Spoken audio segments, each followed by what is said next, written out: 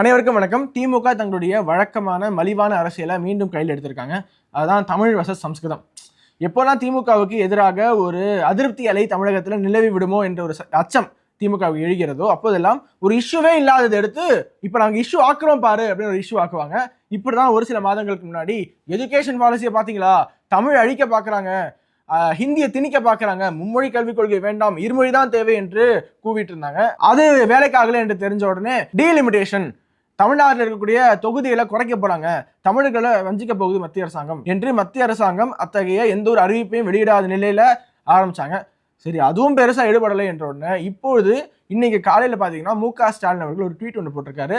சமஸ்கிருதத்துக்கு அதிகமாக நிதி ஒதுக்கியிருக்காங்க, தமிழுக்கு குறைவாக தான் ஒதுக்கியிருக்காங்க, தமிழர்கள் மீது போலி பாசம் இருக்கிறது பாஜக அரசாங்கத்திற்கு, சமஸ்கிருதத்துக்கு மேலதான் உண்மையான பாசம் இருக்கு என்று எதன் அடிப்படையில் போட்டிருக்காருன்னா, ஹிந்துஸ்தான் டைம்ஸ் ஒரு ட்வீட் ஒன்று போட்டிருந்தாங்க. The central government spent 2,532 crore on the promotion of Sanskrit between 2014-15 and 2024-25, 17 times the combined spending of 147 crore on the other 5 classical Indian languages, Tamil, Telugu, Kannada, Malayalam and Odia, according to the data obtained by Hindustan Times through an RTI application and from public records. அந்த RTI னுடைய முடிவு என்னவாக இருந்ததுன்னா, 2014 முதல் 2025 வரை எந்தெந்த மொழிக்கு எவ்வளவு கோடி ரூபாய் ஒதுக்கீடு செய்யப்பட்டிருக்கு என்ற அந்த புள்ளி விவரத்தை வெளியிட்டிருக்காங்க. அதுல 2014 முதல் 2025 ஆண்டு வரை சம்ஸ்கிருதத்திற்காக 2532 கோடி ரூபாயும், உருது மொழியினுடைய வளர்ச்சிக்காக 837 கோடி ரூபாயும், ஹிந்தியினுடைய வளர்ச்சிக்காக 426 கோடி ரூபாயும், தமிழ் வளர்ச்சிக்காக 113 கோடி ரூபாயும், தெலுங்குவிற்காக 12 கோடி ரூபாயும், கன்னடா, ஒடியா, மலையாளம் என்று 12, 4 மற்றும் 4 கோடி ரூபாய் ரெஸ்பெக்டிவ்லி ஒதுக்கியிருக்காங்க என்ற அந்த ஒரு ஆர்டிகலை கோட் பண்ணி மு.க. ஸ்டாலின் அவர்கள் என்ன போட்டிருக்காருன்னா, Sanskrit gets the crores, Tamil and other south Indian languages get nothing but crocodile tears. போலி பாசம் தமிழுக்கு, பணமெல்லாம் சமஸ்கிருதத்திற்கு. தெரியுதா எவ்வளோ மேலே வந்து சமஸ்கிருதத்திற்கு 2500 கோடி ரூபாய் ஒதுக்கினாங்க. சரி, அப்படி தமிழுக்கு எவ்வளவு ஒதுக்கிருக்காங்க என்று பார்த்தோம்னா அது 113 கோடி ரூபாய் தான் இருக்கு. இதை பார்க்கக்கூடிய சாதாரண மக்களுக்கு என்னப்பா தமிழை வஞ்சிக்கிறாங்க, சமஸ்கிருதத்துக்கு தான் தூக்கி கொடுக்குறாங்க, அப்போ உண்மையிலேயே பாஜகவுடைய தமிழ் பாசம் என்பது போலி பாசம் தானா என்று சாதாரண பொதுமக்களும் எண்ணக்கூடிய வகையில தான் இந்த ஒரு ஸ்ட்ராட்டஜி திமுக ரொம்ப பக்காவா பிளான் பண்ணியிருக்காங்க. நீங்க வேணா பாருங்க, அடுத்து ஒரு வாரத்துக்கு இதான் டிபேட்டா இருக்கும். நீங்கள் ரேண்டமாக நியூஸ் சேனலில் டிபேட்லாம் எடுத்து பாருங்கள். தமிழுக்கு குறைவாக ஒதுக்கீடு செய்த மத்திய அரசு சமஸ்கிருதத்துக்கு வாரி வழங்குகிறது, பிரதமரின் தமிழ் பாசம் போலியா, இதுதான் டிபேட்டாக இருக்கும். ஸோ ரொம்ப கிளியராக அஜெண்டா செட் பண்ணிட்டாங்க. எப்படி டீலிமிட்டேஷன் சர்ச்சை எழுந்தபோது ஒரு வாரத்துக்கு அதான் டிபேட் டாப்பிக்காக இருந்ததோ, எப்படி மும்மொழி கல்விக் கொள்கை சர்ச்சை எழுந்தபோது ஒரு வாரத்துக்கு அதான் டிபேட் டாப்பிக்காக இருந்ததோ, மீண்டும் இது ஒரு டிபேட் டாப்பிக்காக ஆக்க முயற்சி செய்கிறது திமுக. ஆல்வேஸ் அவங்களுடைய ஆப்பனன்ஸை பதில் சொல்ற இடத்துல வச்சிருக்காங்க. ஆட்சியில் இருக்கிற திமுக தான், இப்போ தமிழ்நாட்டில் ஆட்சியில் இருக்கிற திமுக தான். ஆனால் தொடர்ச்சியாக மத்திய பாஜக அரசாங்கத்தை ஒரு பதில் சொல்ற இடத்துல வச்சுக்கிட்டு இவங்க ஒரு சேஃப் ப்ளே பண்ணணும்னு நினைச்சுக்கிட்டு இருக்காங்க.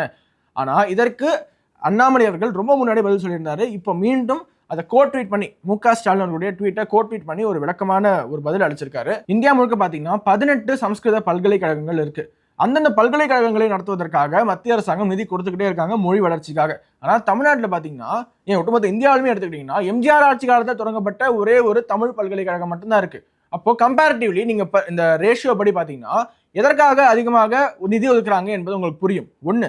ரெண்டாவது, பாஜக ஆட்சி காலத்துல மட்டும்தான் இது மாதிரி தமிழுக்கு குறைவாகவும் சமஸ்கிருதத்துக்கு அதிகமாகவும் கொடுக்குறாங்களே என்று பார்த்தோம்னா, இவங்க திமுக அங்கம் வகித்த மத்திய அரசாங்கத்துல 2006 முதல் 2014 வரை இந்த ஒரு காலகட்டம் மட்டும் எடுத்து பார்ப்போம். 8 ஆண்டுகள்ல சமஸ்கிருதத்திற்காக 675 கோடி ரூபாயும், தமிழுக்காக வெறும் 75 கோடி ரூபாய் மட்டுமே ஒதுக்கீடு செய்யப்பட்டது என்பது நம்ம பார்த்திருக்கோம். உண்மையிலேயே தமிழ் மீது அக்கறை கொண்டிருந்தால் திமுக அப்போவே இல்ல இது வஞ்சனை, ஓர வஞ்சனை, நாங்கள் மத்தியில ஆட்சியில் இருந்த போதும் நாங்க போராடி தமிழுக்காக இவ்வளவு நிதியை பெற்றுக் கொடுத்திருக்கோம் என்று சொல்ல வேண்டியதானே. மத்திய அரசே கடந்த 3 வருடத்துல சமஸ்கிருதத்திற்காக 643 கோடி ரூபாய் கொடுத்திருக்க. ஆனா தமிழ் வளர்ச்சிக்காக ரொம்ப கொஞ்சோண்டு தான் கொடுத்திருக்க. காரணம் சொல்லு. இப்ப கனிமொழி அக்காக்கு காரணம் சொல்ல வேண்டிய கட்டாயத்தில் இங்க வந்திருக்கு. அக்கா கனிமொழி அவர்களே, இந்தியாவில் மொத்தமாக சமஸ்கிருத பல்கலைக்கழகம் எவ்வளவு இருக்குன்னா 18 பல்கலைக்கழகம் இருக்கு. 18 பல்கலைக்கழகம் சமஸ்கிருதத்துக்காக இருக்கு. அதுல 17 பல்கலைக்கழகம் பாரதிய ஜனதா கட்சி ஆட்சிக்கு வருவதற்கு முன்பு ஆரம்பிக்கப்பட்டது. எப்படி? பிஜேபி ஆட்சிக்கு வர்றதுக்கு முன்னாடி 2014க்கு முன்னாடி நீங்க காங்கிரஸோடு 10 ஆண்டு காலம் டெல்லியிலே குடித்தனம் நடத்தும் பொழுது, பொய்யை சொல்லி ஆட்சியில் இருக்கும் பொழுது 17 சமஸ்கிருத பல்கலைக்கழகம் 2014க்கு முன்பு ஆரம்பிக்கப்பட்டிருக்கிறது. மொத்தம் 18 சமஸ்கிருத காலேஜ். தமிழுக்காக ஆரம்பிக்கப்பட்ட பல்கலைக்கழகம் இந்தியாவில் ஒன்றே ஒன்று. அந்த பல்கலைக்கழகம் தஞ்சாவூர்ல 1981 புரட்சி தலைவர் பாரத் ரத்னா டாக்டர் எம்ஜிஆர் ஐயா அவர்கள் ஆரம்பித்த பல்கலைக்கழகம் தஞ்சாவூர்ல ஒன்று இருக்கு. மத்திய அரசு பணம் கொடுக்கும் பொழுது பல்கலைக்கழகம் நடத்துவதற்காக பணம் கொடுக்குறாங்க. இந்த காலேஜில் இவ்வளவு ப்ரொஃபஸரு, இவ்வளவு ஸ்டூடெண்ட்டு, இந்த காலேஜ் நடத்துறதுக்கு செலவாகும் பணம்.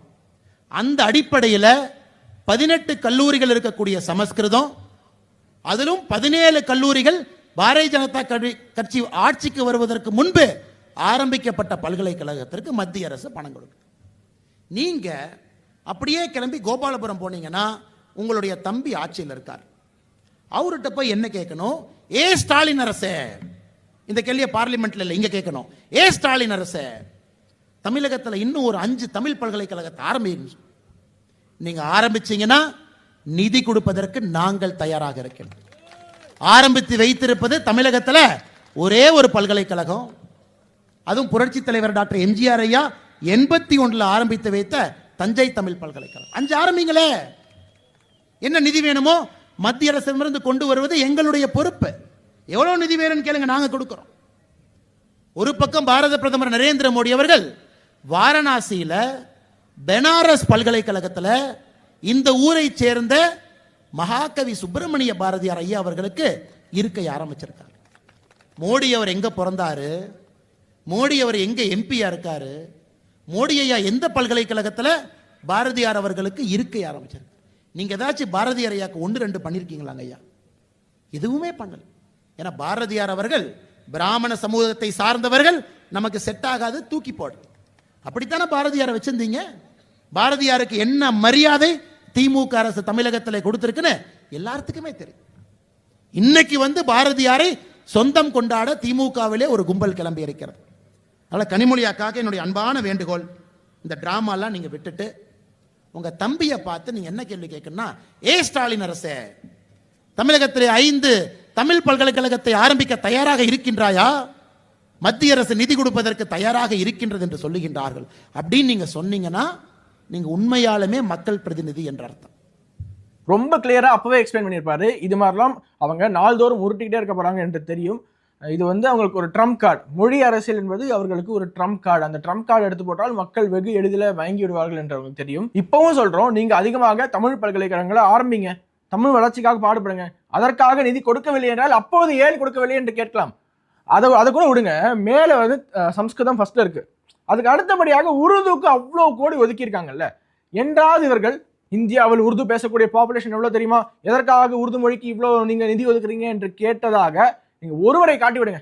திமுக இதுவரை யாராவது ஒருத்தராவது உருதுக்கு எதுக்குங்க இவ்வளோ கோடி ரூபாய் எதுக்குங்க, அதை வாழ வச்சு என்னங்க பண்ண போறீங்க? தமிழ் செம்மொழி தானே, எங்களுக்கு எங்க அதிகமாக கொடுக்க மாட்டேங்கிறீங்க என்ற அந்த ஒரு வாதத்தை என்னைக்காவது கேட்டிருக்கீங்களா? ஏன்னா அது அவர்களுடைய அரசியலுக்கு பயன்படாது. அவர்களுடைய அரசியல் என்ன? தமிழ் versus சமஸ்கிருதம். சமஸ்கிருதத்தை தமிழுக்கு எதிரான மொழி போல சித்தரிக்கணும், அது மூலமாக இது அரசியல் செய்ய வேண்டும் என்ற ஒரே நோக்கம் தான் இவர்களுக்கு.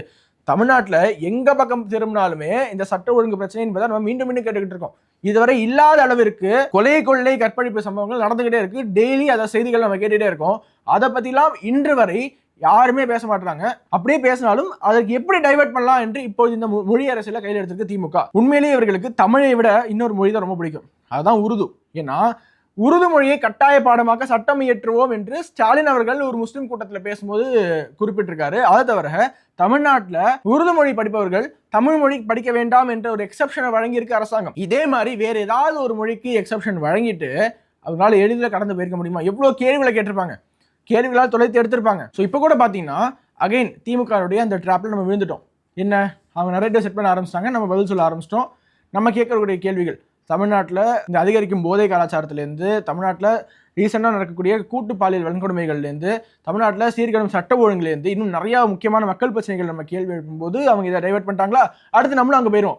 நம்மளும் இதற்காக விளக்கம் கொடுத்துட்டே தான் அடுத்த ஒரு வாரத்துக்கு இருக்க போறோமே தவிர DMK will again be on the front foot. அதனால நம்ம இந்த இடத்துல பதில் சொல்லாம மீண்டும் அவங்களை நோக்கி ஒரு கேள்வி மட்டும் கேட்கலாம். முக்கியமான ஒரு கேள்வி என்னன்னா, திமுக அரசு கடந்த ஆண்டு பள்ளிக்கல்வித்துறையில சம்ஸ்கிருதத்தினுடைய வளர்ச்சிக்காக செலவு செய்த நிதி என்பது 11 கோடி ரூபாய். குறிப்பாக இன்னும் பிரிசைஸா சொல்லணும்னா 11.68 கோடி ரூபாய்.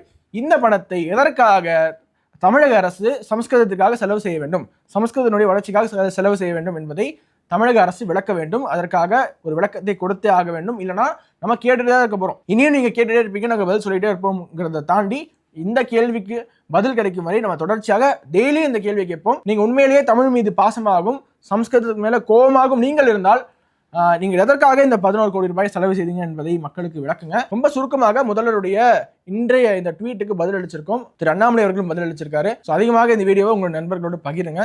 அப்போதான் எதற்காக சமஸ்கிருதத்துக்கு இவ்வளோ நிதி, தமிழுக்கு இவ்வளோ நிதி, இதற்கிடையில் இருக்கக்கூடிய கேப்பு, தமிழ்நாட்டில் எவ்வளோ பல்கலைக்கழகங்கள் இருக்கு, இந்திய அளவில் எவ்வளோ பல்கலைக்கழகங்கள் இருக்கு என்பதை மக்கள் அறிவார்கள். மீண்டும் அடுத்த நிகழ்ச்சியை சந்திக்கிறேன். வணக்கம். வந்தே மாத்திரம். அதனை அடுத்து தான் சிம்மராசிக்கார பெண்களுக்கு இது சூப்பர். ஆனால் இந்த ஹோம்மேட் பிஸ்னஸ் வரும்போது இன்வெஸ்ட்மெண்ட்ஸ் ரொம்ப லெஸ்ஸாக இருக்கணும். சரிங்களா? நீங்கள் ஹோம்மேட் பிஸ்னஸ் ஆனால் 10 லட்சம் இன்வெஸ்ட்மெண்ட்னா நம்ம ஒன்றும் பண்ண முடியாது. சரிங்களா? சிம்மராசிக்காரங்க அதனை அடுத்து தான் துலாம் ராசிக்காரங்களுக்கு. 2ஆம் இடத்துல சந்திரன் இருக்குது, சனியும் பார்க்குது. நீங்கள் எங்கேயும் கண்கரமெல்லாம் போக முடியாது, எங்கே போனாலும் சிக்கிடுவீங்க. இது சிம்மத்துடைய அடிப்படை ஆண் சிம்ம ராசிகளுடைய ஒரு எல்லோருக்கும் அல்ல 90% ஆண் சிம்மராசி என்பவர்கள் இப்படிதான் இருப்பாங்க. இந்த மாதிரி ஆன்மீகம் மற்றும் ஜோதிடம் சார்ந்த இன்னும் பல வீடியோக்கள் பார்க்கணுமா? மறக்காம திருவருள் டிவிக்கு சப்ஸ்கிரைப் பண்ணுங்க. திருவருள் டிவியுடைய சேனல் லிங்க் இந்த வீடியோடைய டிஸ்கிரிப்ஷன்ல இருக்கு.